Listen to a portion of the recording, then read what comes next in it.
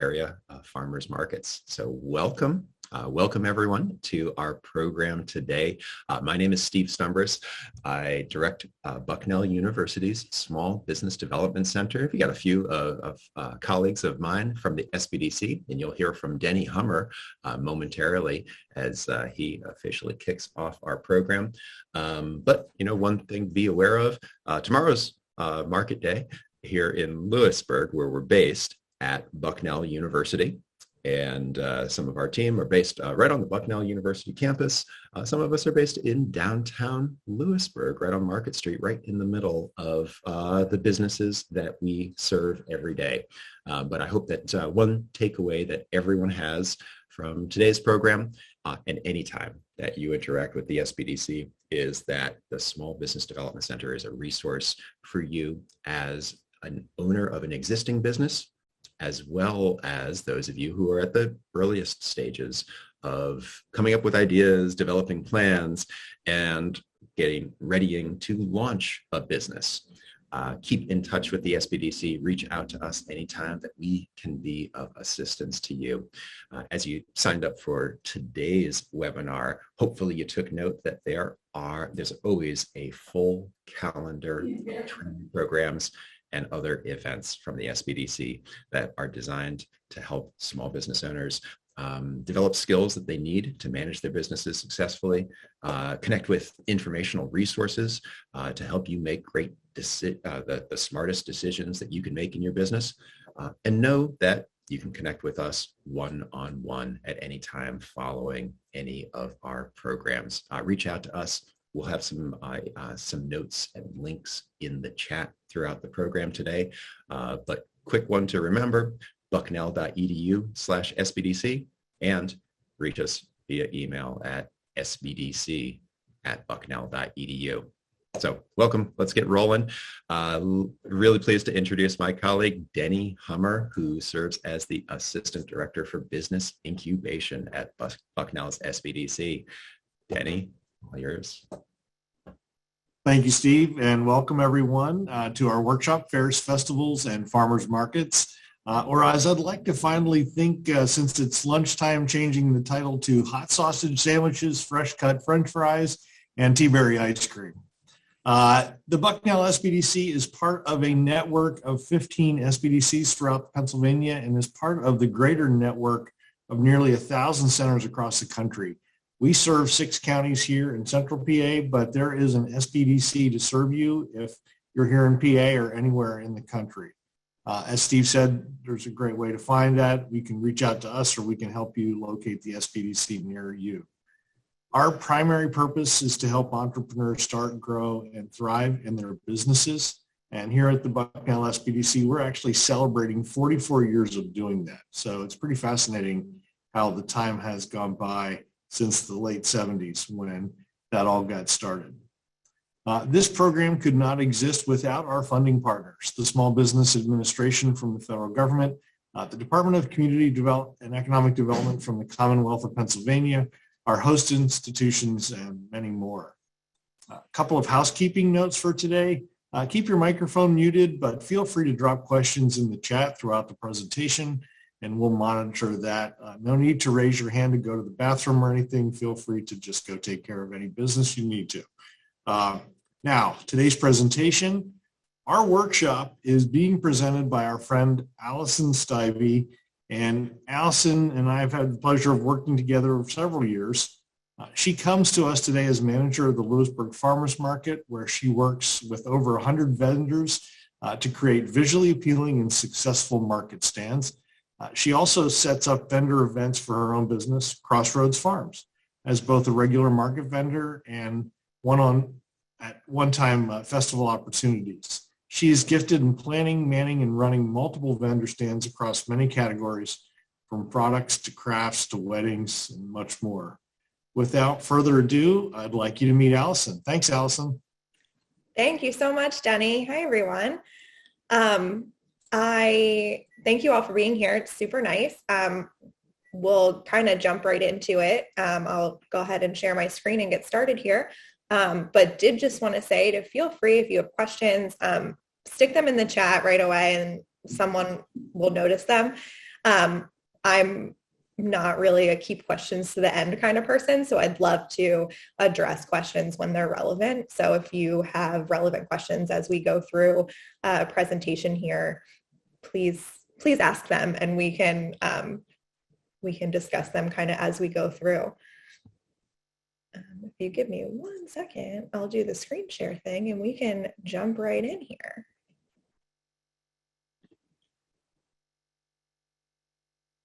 Oh, there we go. All right, I should be screen sharing. So again, this is about running a booth at a fair, festival, or farmers market. I do have, the way I've laid this out, just to give you a picture of where we're going, is, general things about setting up a stand, running a stand if you've never done it before, or if you have done it before and need to make more sales or tweak your display or anything like that. And then I have a bunch of photos at the end that will kind of go over how those photos are, like those stands that are in the photos and the signage and stuff is good. And we'll point out things that we've discussed. I do want to tell you that all of the pictures that I have are from the Lewisburg Farmers Market because I have permission from all of those vendors to use the photos. But everything, I am saying goes for, if you're going to set up at a one-time thing. So a lot of the vendor photos that I have are like vendors that set up every week at the farmers market. But everything applies to, a one-time like arts festival in Lewisburg type deal as well. So we'll get right into it. The first thing that is, the first thing is what to bring with you when you are starting a stand. You want to pack your car and get it all together. And the first thing that I very clear is that if you're going to a place where you need a tent, and most places will need a tent that you're setting up at, please practice setting your tent up beforehand. I have been caught in the I don't know how to set up my tent situation myself. It's not fun. There's always people at the market that, sorry, now I need to plug in my laptop, sorry. But there's always people at the market that probably know how to set up a tent and will assist you, and it's very kind.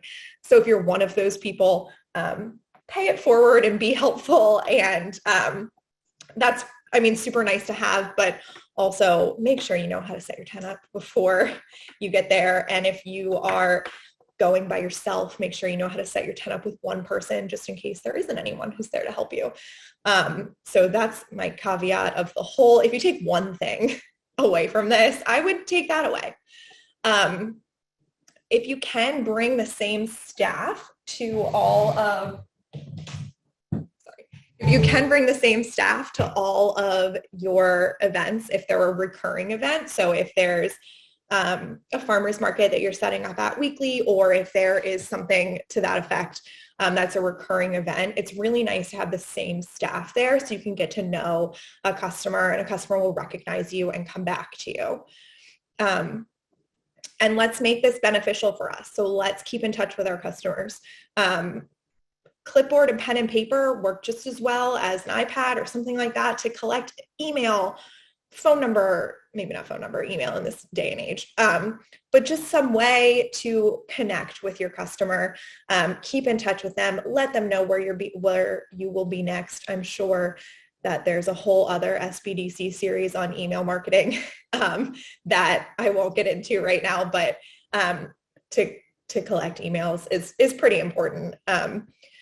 Change is also really important. So make sure that you have, and this kind of goes with point of sale. So if you have change and a point of sale, so a cash box, a apron, different things work for different people, whatever works for you. Make sure you have change. Make sure that you have some way to A, keep track of your sales, and B, give people a receipt if they'd like one. So if you have a system like Square or Clover or something like that, if you're a little bit higher, well, Square is pretty low tech, but if you're a little bit higher tech, it'll email or text someone a receipt if they'd like it, or you can just write out like a little receipt book, just so you have a record of your sales, and that'll help you figure out then what to, stock for next time and what people bought a lot of and that sort of thing. So those records are really important to have. So make sure you have a way to keep track of that. You also want to bring business cards. So people can contact you. Your business card, again, in this day and age, should include your social media links, where they can find you, where they can follow you, and where they can see your plans for where you're setting up next. Business cards, though, don't give away a ton of information, right? They just have how to contact you, maybe how to follow you on social media. So I would really recommend some other something that people can take, whether it's like a postcard size advertisement or like a wrap card style, that gives some information about your business. Let's say they don't buy anything, which, we hope they do, but let's say they come to your stand, they like your stuff, but they don't buy anything because whatever reason. And they take your business card. Well, like, who remembers why they grabbed a business card, right? So like, I have business cards and I'm, who is this person? So an advertisement of some sort, like a brochure, a postcard, something like that, with a little bit more information that people can take, will really kind of help people come back.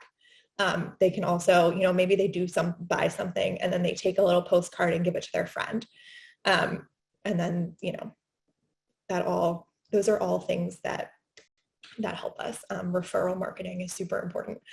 Sure, there's another SBDC thing about that. I also really, really recommend that you have a market bag, especially if you're going to a few, and especially if you've never really set up at a market before. Things like paper towels, a Sharpie, and some cardstock. If you need to like make a sign real quick for something, a phone charger if you are, especially if you're using Square to take payments or some other device to take payments, you want a charger for that. Things that if you did not have, you would be caught empty-handed and you'd have to walk around and ask other people if they have it. It's really nice to be the person that has things. So you don't have to ask other people. And that way, if other people ask you, you're paying it forward, you're being a good market vendor. I wouldn't give away your phone charger if somebody asked you for it though. Not to be unkind, and then obviously you'll bring your signs and display items, which we'll continue talking about.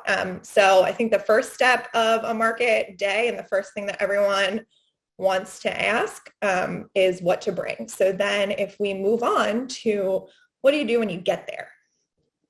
Well, before you get there, we got to figure out how we're making money at these events. I've heard a lot of people, a lot of a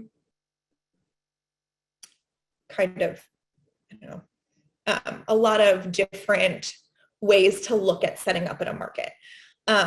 There's no reason, in my opinion, and I feel like it probably should be your opinion too, is that there's no reason to not make money at a market.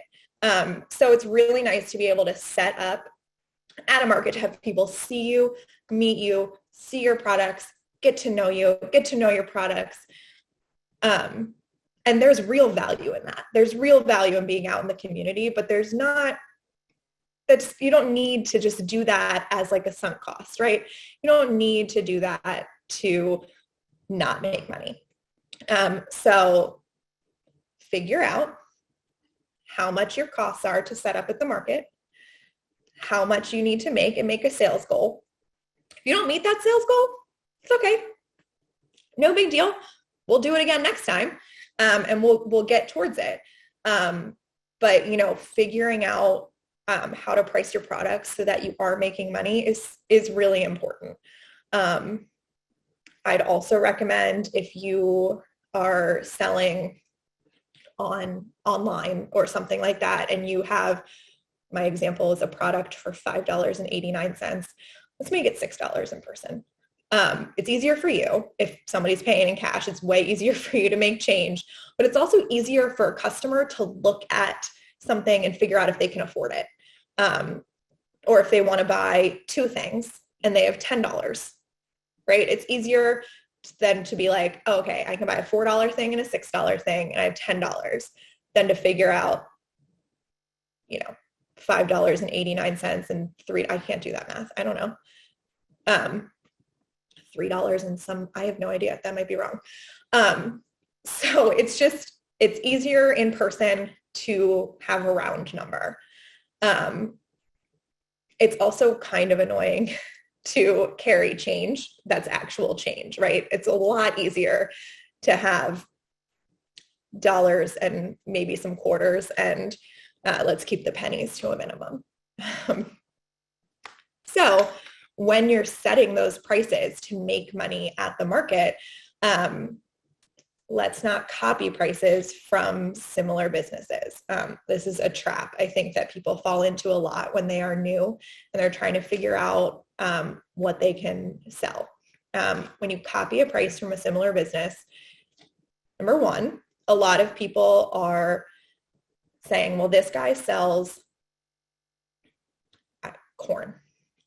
Okay, this guy sells corn for $5 a dozen. That is not the price of corn. Please don't, please don't take that as the price of corn. But this guy sells corn for $5 a dozen. I'm going to sell corn for $4 a dozen. So people buy my corn because it's the cheaper one. I would not recommend checking out other people's prices in that manner.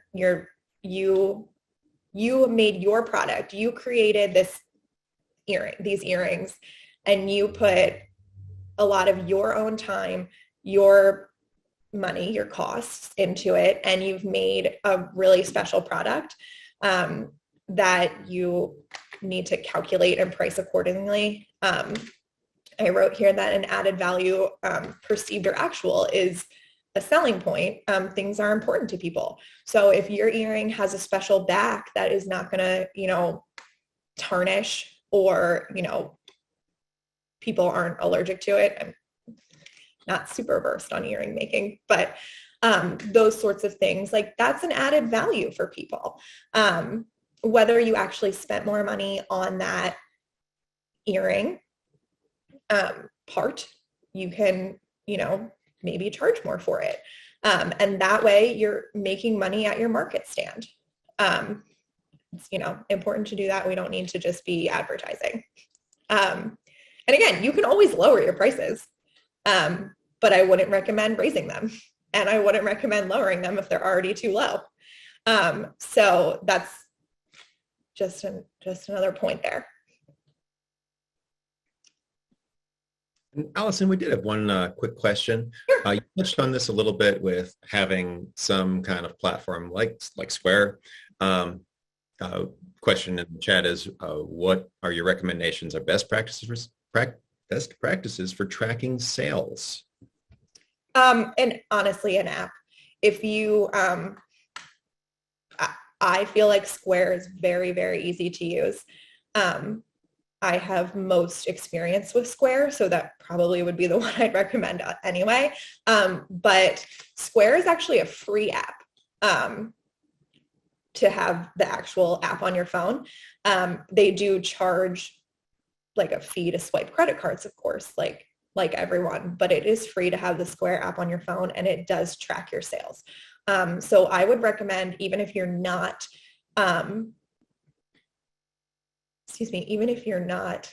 swiping your credit card to make a sale, you still put the cash sales through Square as well. So all your stuff's in one place, and you're not calculating cash sales in one place, credit card sales in another place. That's confusing. Let's make it super easy on everything. Let's run everything through our Square app, or one of our other, there's a lot of different point of sale that are very easy nowadays that you can just put on an iPad or a phone or something like that. So there is a lot of easy things like that. On the flip side, though, there's a lot of Amish vendors at the market that are successfully using pen and paper to track sales.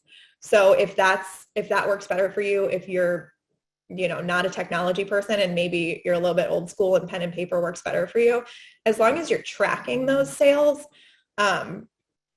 that's the most important thing, is you're keeping track, because you want that information to make sure, A, you made enough money. B, you want that information to make sure that you are bringing enough product for next time. And you want to know, like, bringing enough product for next time, and you want to know what sells, so you bring the right products for next time. So if you've had, this one, I'm using earrings. I hope somebody makes earrings here. If one of your, styles of earring sells like leaps and bounds more than the other one, that tells you something, right? But like, you don't necessarily know that if you're not tracking your sales.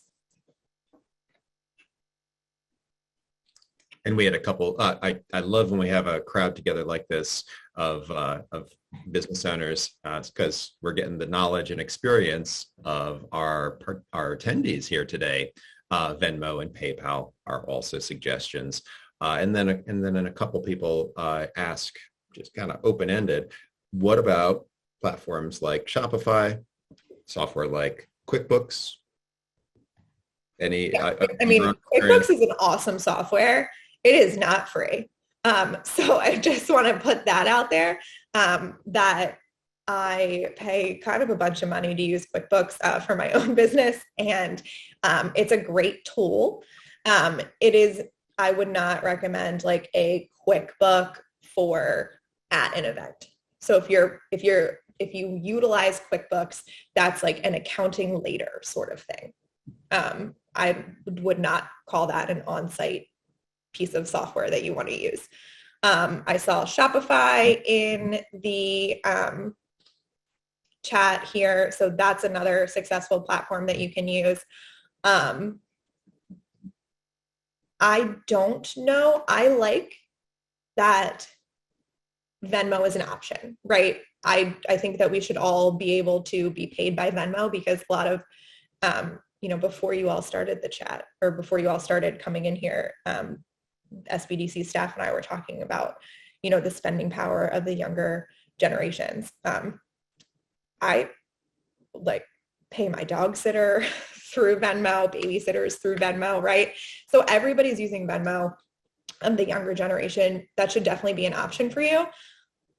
I don't know that Venmo is reliable enough to track sales. I mean, it is kind of, because you get a list of like who's bought from you, or who's paid you on Venmo, I guess. It comes up as a list, but I'm not sure if Venmo is the tracking thing that I would use, but I would definitely recommend being able to accept Venmo as a payment option. I'm not sure if that's the tracking option that I would recommend. And then I saw PayPal on here a couple of times, and I think that is, yeah. Someone just said, if someone uses Venmo, then I enter it as cash into my PayPal app, which is great. So if that's like track that sale a different way, and then allow them to pay you via Venmo, so you still make the sale, so you're not losing a sale. But yeah, track it a different way. Does that answer those questions a little bit? All right. Move on to the next thing. So there's a little tips that I've learned myself, and I've also seen very much in action at the farmers market on making that sale. So an attractive display is the best way to draw customer attention. I promise that's coming. We'll talk about that. But how do you make the sale? So how do you transform a browser into a buyer? The number one thing is customer service, be friendly and enthusiastic. So, I mean, I just had a meeting with a bunch of farmers market vendors yesterday, and we, we're talking about how, like, if you smile at someone, they'll buy from you 9 times out of 10. And that's real. That's real.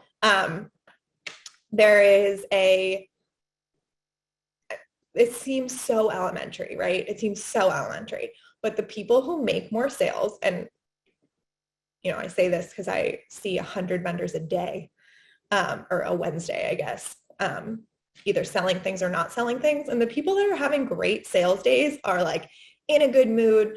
They're, as people are walking by, even if they're not stopping to look at your stuff. Hey, how are you? How's the market treating you today? My voice just changed. Like, you do a customer service voice. That's real. And a lot of people will be like, oh, I have to be here for 8 hours, so I'm gonna get some work done while I'm here. And there's something to be said for that. We all do it. But you don't look invested, and you don't look like you want to be there. So look like you want to be there. Keep transaction times quick so lines are minimal. So this goes back to setting your prices to something easy. So that way when you interact with a customer, answer their questions, that sort of thing. But if you're, making a sale, make the sale, on to the next.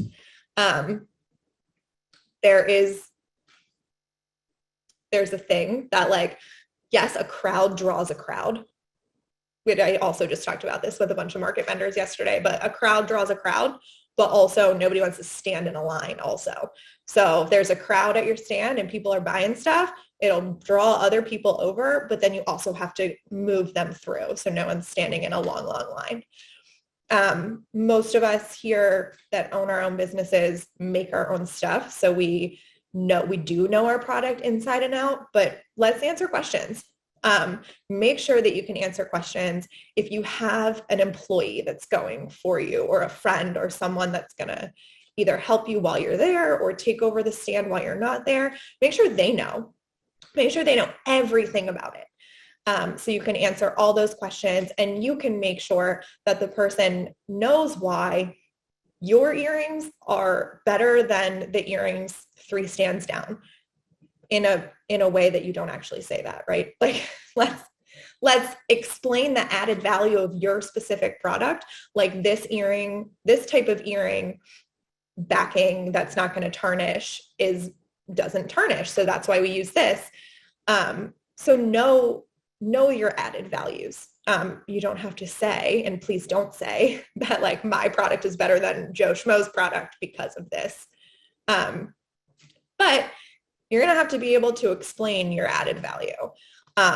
Be prepared to explain how you differentiate yourself and how your business differentiates yourself. So do you, and all these things are good, right? So whatever you do is good. So however you differentiate yourself, whether it's by being inexpensive, whether it's by being sourcing your products so inexpensive, as most inexpensive as you can, so you can pass on those savings to your customers. You can tell people that. They like that. People like that you're putting in that effort. Or if you're sourcing high quality products to sell to your customers, explain why those are high quality. People really like to hear a story about you. So tell them why you do what you do. If you're really trying to make that sale, talk about yourself. Maybe not just your products. Talk about why you believe in them, and why you started doing it. Again, brochures or some kind of additional information about your business that people, if they are waiting in line, they can stand and look at, or that they can look at from a little bit farther back, so they can decide to make that sale or to make that purchase, and you can make that sale, or that they can take with them and buy from you later. Recipes for food products. So if you're a food seller, having recipes either displayed or right at the top of your mind, where you can say, oh, you can make, I don't even know, here's a really great pairing of this and this. Here's a really great thing that you can make with my product A and B. So my salad and my sweet corn, or here's a product that you can make with what you already bought. So noticing what people already bought, especially if you're a food salesperson. So if you have produce, if you're a farmer, if you can see what someone already bought. So if they have a bag from, that is from the guy down the 3 stands down from you, or if they have a basket and you can see in it, peek at it. What they've already bought is really indicative of what they're going to buy. And you can say, oh, hey, you just got beef from, Troutman's. What goes really well with that is this no idea. Whatever I have, these potatoes that I have. So that's also really important. That's big for food vendors, but it also applies to, craft vendors as well, to homemade stuff. Hey, I saw you bought this, in your bag, or you're holding in your hand, this tie-dye shirt that you just bought from a vendor. I have these earrings that would go really well with that. Stuff like that. Also samples where applicable, looks like food stuff, really good. People like samples. I like samples. So everybody likes samples. All right. Okay, signage. This is what everyone's here for. And I do have examples all at the end, and we'll go over them. But here's this is tried and true signage stuff. You want one large sign, a big one with the name of your business and some kind of tagline giving some sense of who you are. So if my sign says Crossroad Farms, that gives zero information, literally zero. No, I'm not we're not conceited enough to think that everybody knows who we are just by our name. Okay. So we give some sort of one thing. Okay. Crossroad Farms, farm fresh dairy. There's a couple signs we'll look at, in pictures that just say, one thing. Maybe you give your website, you give your something, give them something. And that's your one big sign that people can take away and remember you by in their brain. Brand colors throughout signage and display. Branding's pretty important, I would say, especially at a market, especially at a large market. So when we're let's think of the farmers market, right? There's hundreds of vendors at the farmers market, and out of the 100, 50 of them all sell vegetables, right? So when we need to differentiate ourselves from other people. So your branding, colors throughout, nice signage, that sort of stuff. This is my last bullet point, but I'll say it now. Please, please, please do not have things that blow away. If you're putting a tablecloth on a table and you're out, a lot of these fairs and festivals and things that we're setting up with are out in the middle of a field. That wind goes right through a tent and flips your tablecloth off. So let's have tablecloth securements, those little clippy things that clip onto the table. No signs that are going to blow away. Let's make sure our signage is super secure. Product signage. So for individual things. There's literal research on this. You can Google it. Or I'll send you the actual research if you're interested in it. But 3 bullet points maximum on a sign. So you either put a description, you either put one product, this is what it is, and a 3 tiny bullet point description, or put 3 products on the same sign. No more than 3. That people are not going to look at more than that. And also it won't be big enough. So when we're talking product signage, we want your big main sign to be visible from across the field. We want your product signage to be visible from 3 to 5 feet away.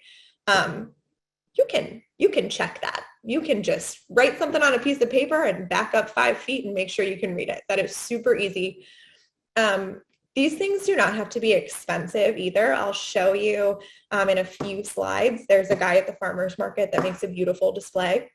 His product signage is on pieces of cardboard. They are all cut to the same size. They are all legible in the same color scheme. They're secure. It looks professional, but it's just pieces of a cardboard box. So we don't need to spend money on this. This doesn't, you need to spend a little bit of money on your sign, but Vistaprint, not that expensive. So again, let's not make a market a sunk cost. So let's have professional, readable signage, but it does not need to be expensive. The information that people want on a product sign is price, and like an educational thing about it. I highly recommend displaying your pricing. There's a little bit of like a faction of people that think it's better to have people ask you how much things cost, because then they're interacting with you and it starts an interaction. But far, far, far more people will walk right by if you don't have your prices displayed. They also want to know a little bit about it. So this isn't like a huge education thing.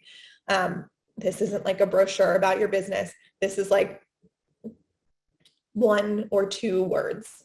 So when I say education, I mean if you grew it at home, write that. So homegrown strawberries, $4, grown on our farm, something like that. Things that are trendy right now are like chalkboards and letterboards. And like, I know, you don't really want to go along with every single trend, but it's a trend because it works. It's automatically legible, like a letterboard that you have to put letters on. That's automatically legible. You can see it from far away, and it attracts people. Like, for better or for worse, customers are attracted by like trendy things.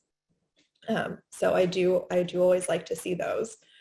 And then if you do accept credit card, Apple Pay, Venmo, what have you, I would display that. There's a large portion of people who, assume that you have to have cash to go buy things at a farmer's market or a festival, and then forget to bring the cash. And then they'll like maybe not buy anything because they think they have to have cash and they don't have cash. So if you accept things other than cash, please make that a display. Honestly, again, I use Square, so I'm not sure about other options, but like Square gives you stickers, or you can either purchase them through Square, or if you get Square for like your iPad point of sale kind of thing, the stickers come with it that say like, credit card accepted here, something like that. Like little credit card logos. I just saw a chat pop up.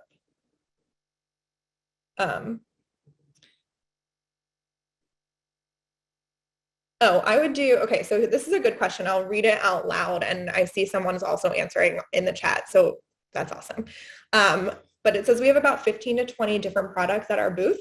Honey and personal care products like soap, lotions, candles. How would you do signage so that it isn't overwhelming? And yeah, someone did say maybe highlight top sellers on larger signs and then smaller pricing signs for everything else on the table. I would generally, agree with that. So if you have smaller signs for everything on the table, in like little groups, I think you can definitely do that. Signage, so it isn't overwhelming, is maybe if you do have like a whole bunch of things all in a line, like a sign for every single thing is kind of a lot. And I think that maybe is what your question is. So keeping like 3 similar items in a sign. So if you have lotion, lip balm, and what else is in that category? Like beard wax. I don't know. That seems like the same kind of category. So that all goes on one sign. And then those products are displayed in a close together grouping. Then you've got, honey over here, and that's a whole different thing. So you can definitely do it. It doesn't have to be overwhelming. And a thing that I'm going to talk about next actually is that abundance, or the appearance of abundance, draws people in. So it is a positive a lot of times to have a lot of things. So hopefully that was helpful. And all right, so again, I have pictures after this slide. We will, so we'll show you some good things. So display tips and tricks. Consider your market, what kind of customers are coming. So a different group of people goes to a flower festival in Bellefonte, then goes to the Selinsgrove Farmers Market, then goes to the Lewisburg Farmers Market, that goes to Arts Fest in Lewisburg, right? So like none of those events are the same, but you may have the opportunity to set up at all of those events. So and the customer base is going to be different based on what you sell. So like before you make a plan for each market, I would consider just kind of sit down, take a few minutes, consider who's coming, consider what those people buy from you, what your top sellers are with, this demographic of people, and what your top sellers are with this demographic of people. And you can highlight those in your display. Another huge tip that I have that I really like to see, and the easiest way to say this is, whenever possible, display things as they are used normally. So if you have flowers, hang your hanging baskets. If you have flowers and you have, bouquets, like stand them up in a, some sort of vase-like structure. Maybe it's a bucket, but still, a bouquet of flowers standing up in a bucket is going to sell a lot better than a bouquet of flowers laying down on a table. If you can display earrings from like a stand rather than laying on the table, that's always more attractive to people as well. Keeping your display neat and organized means rearranging it throughout the day. That's something that honestly a lot of people forget. That, they've sold out of like X product over here. So now they have this big empty spot on the table and like they sold out of it. So there's nothing to put there. But I think it is important to then rearrange so it continues to look nice for the people that come at 10 o'clock in the morning when it first opens, the people that come at 2 o'clock in the afternoon when you're almost done. Tilt containers towards customers where applicable. I'll show you some pictures of that. Bring bags for people that are buying things from you. I never bring bags, which is, I'm just putting it out there, personal flaw. I don't bring bags. I get asked for bags every single time, and I have never brought them. So here's from me to you, bring the bags. Personally, I think a U-shaped setup is ideal in where possible. It's not always possible. You might not always have enough product, especially if you're just starting out, to do, more than one table's worth. But if you do, and if you have that space at your festival, fair, market, and if you have the amount of product, I like to see, as a customer, I like to see people in a booth rather than at a booth. Does that make sense? So if you have people come into your stand, they're more likely to look at everything you have. They're more likely to interact with you. And you're more likely to be able to have a conversation with them, keep them there longer, rather than just having, one table of stuff that people can just kind of like peek at as they're walking by. Attractive shelving to stack product. It looks nicer. It also holds more. There is really something to be said about bringing a lot of stuff to a market, even if you don't think you're going to sell it all. If you have the capability to do that. Sometimes you don't. I get it. Sometimes you have perishable products. You can't bring a lot. Sometimes you just don't have the inventory to bring a lot. That's all fine. But abundance draws people in. The appearance of a lot of things draws people in. It's like a psychological thing that like nobody buys the last thing. So like don't have a last thing if you can. If there's a way to not have a last thing and you just always have a lot of stuff, that's better. I don't know. Nobody buys the last thing. Nobody takes the last cookie in the lunchroom. It's just a thing. All right.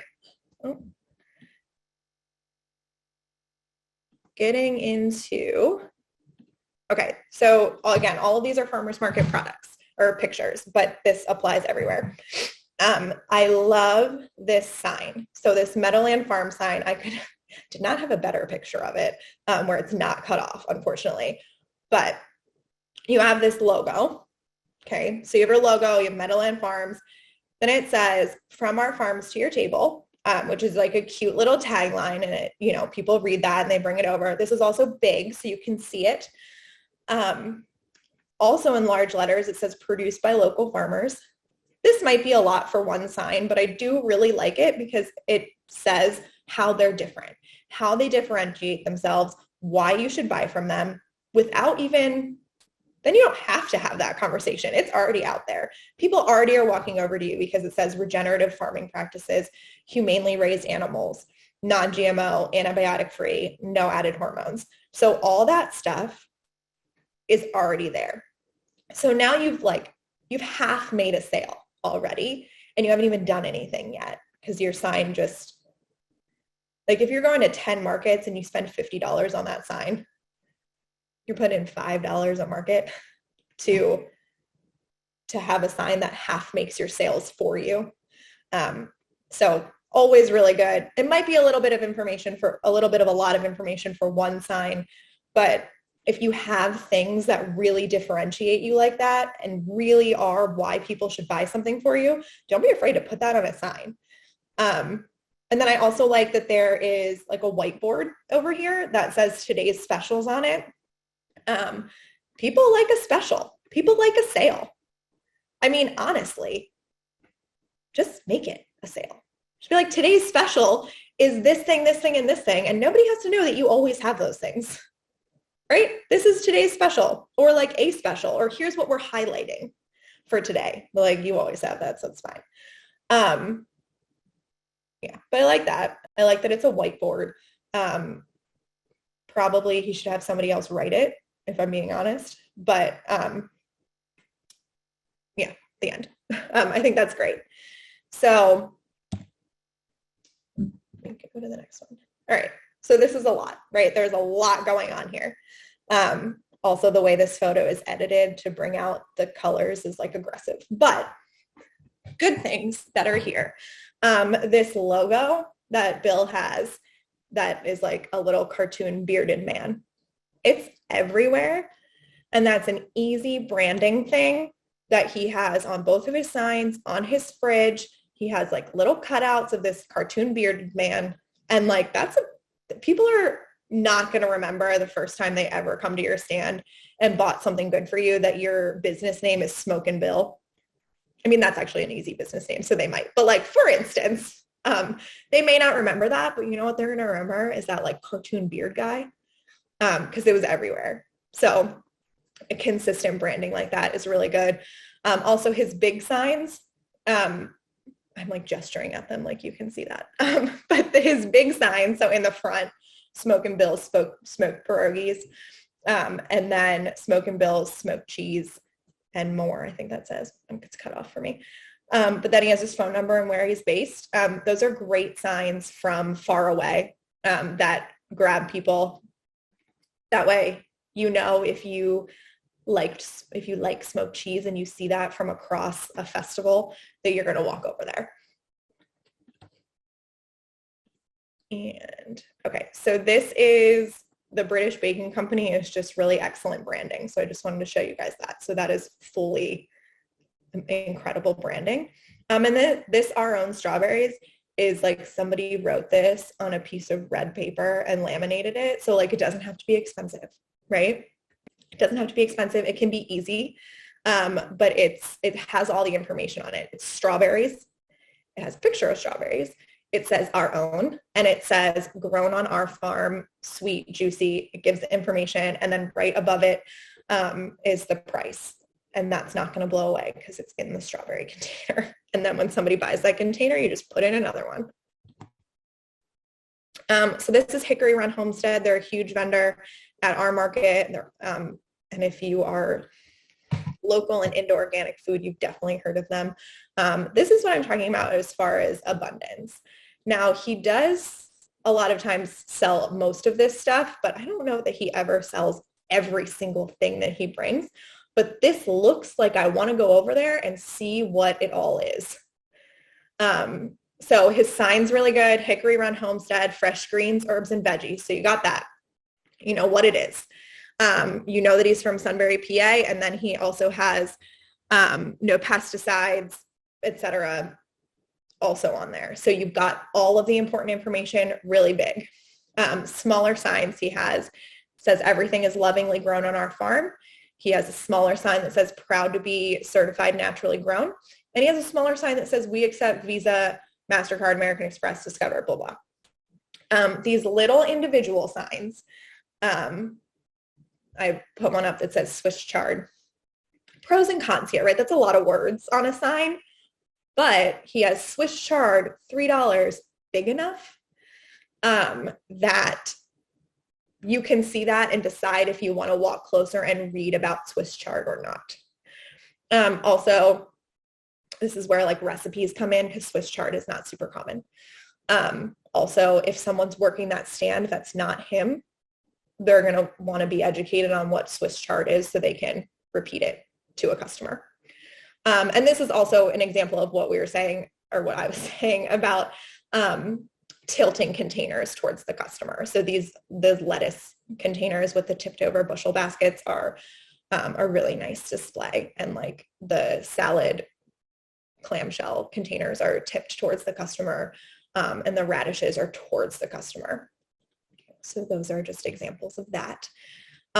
Here is just some really nice signage and display as far as this one with string bean plants and planters and stuff is in here because there's like 2 or 3 things on each sign. There's a little bit of a description on one. And also, again, this is not expensive. This is just writing and it's legible, laminated or in like a sleeve. The Greenwood Valley Wagyu, they have a nice logo. It's right in their name that they have Wagyu. She has a lot of information on this stand about what Wagyu is and how it makes it different, or what makes it different and why you should buy it. There's also brochures to take away with more information. She kind of puts everything out there as far as pricing, a marbling reference guide so you can see that. So you don't really have to do a lot of, like you as the consumer don't really have to do a lot of work to figure out what you're buying. And that's always good because nobody's going to buy from you if they have to stand there and like figure it out. Mammy's Donuts. This is a great sign. Prices are right on there. You can see it from far away. The only thing I would say about this is if you like think you might change your prices, you probably shouldn't make it this permanent. But this is great because people can see it from far away. They have very consistent pricing. It's easy, 7, 6, and 4. And, it's right in their name what they are, donuts. So you can, decide from far away if you're going to go over there. And also their table looks abundant. They have a lot of donuts. These are hanging baskets hanging, as well as, planters on the table in abundance. So again, these over here, there's a really nice chalkboard with some information on it. And then these bouquets and these flowers are displayed like appropriately, I would say. This is a very simple sign as far as Sunset Valley Bakery. I think it could be bigger. But I included it here because at the very bottom, it says, we bake for your fundraiser. If you do something that is not immediately known, please put that there. So if you are set up at a market and you also have an Etsy store, put that somewhere. If you are set up at a market and you also bake for a fundraiser, put that somewhere. Give people reasons to, like, let's make the market work for you, right? Like, give people a reason to call you. Give people a reason to contact you and keep buying from you. And then this is a great little, over here, Maple Leaf Provisions. They have a great sign with a nice logo, and this is just a great little letterboard. And I like that they have stuff displayed out so you can see what it is, and they have a little cover on it. Home inspecting for real estate transactions, pictures, lots and lots of pictures. Still have a sign so people know who you are. You definitely want that big sign. And then you want photos on like standing up in those, I don't know what those things are called, but like the paper holders that are like those plastic sleeves with a little foot on the bottom are great. Lots of photos. People are very visual, and like be there, be knowledgeable, answer questions, say hello to everyone. That'll bring people over. And like, I honestly, maybe a big sign of like, did you just buy a house? Or, you know, are you selling your house? Something like that. So I think I think those are good. People are very visual. So stuff like that. If there's anything specific that you use, like tools of the trade kind of thing, like I would bring that to display it, like, or you can like explain it to someone, like, this is what I do that's a little bit different than anyone else. And like, here's how you test a socket. I don't know. I don't know anything about electricity, but you do. So you can use that to your advantage.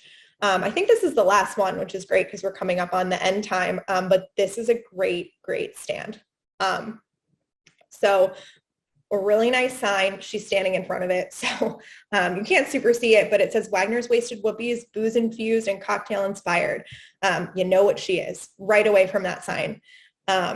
She's got bottles of alcohol. I don't think there's anything in them, but she's got alcohol bottles set out. She's got her stuff displayed, tipped towards the customer. She has little takeaways for people. So this is samples. This is a takeaway of flavors that she offers, how you can order them. This, you can't see it because it's a price list. This is a business card. This is where she's going to be next, which is a pretty great thing to have.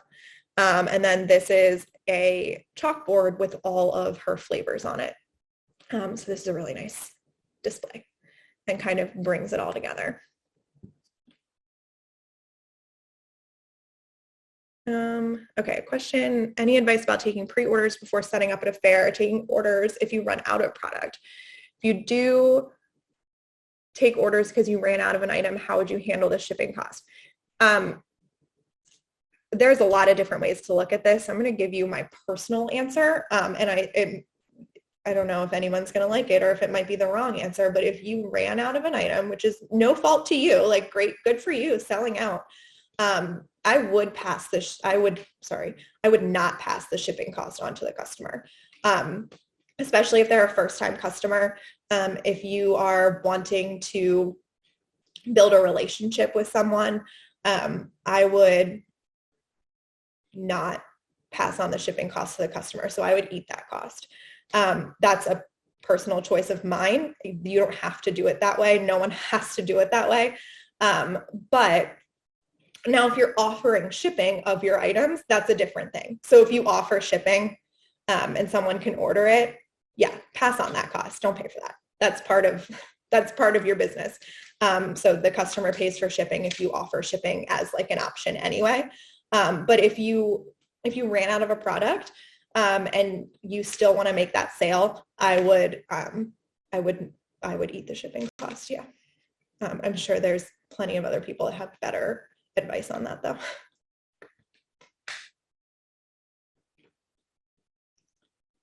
I think I'm about done. If there is any other questions or anything Steve or Denny needs to take care of, pretty sure this is the end. Oh, it's not. Whoops. Okay, briefly, this is a non-food stand, and that's actually why I included it here, because it's a non-food stand, and I'm sure a lot of you are non-food people, but it's a very nice display of not food or flowers. So more of a crafty thing. I think it's very nice and well done.